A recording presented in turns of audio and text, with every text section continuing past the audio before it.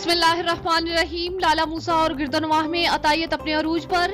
महकमा सेहत की जिम्मेदारान ख्वाबो हरगोश के मजे लेने लगे।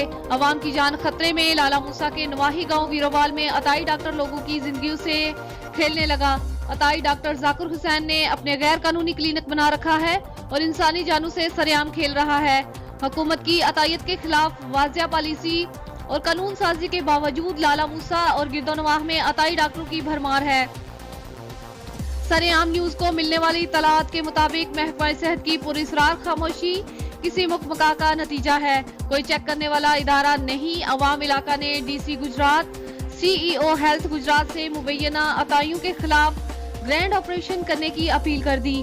जाली और गैर मयारी उदियात से अवाम इलाका की जानें शदीद खतरे से दो चार हैं और मौजी अमराज में इजाफे का सबब भी बन रहे हैं।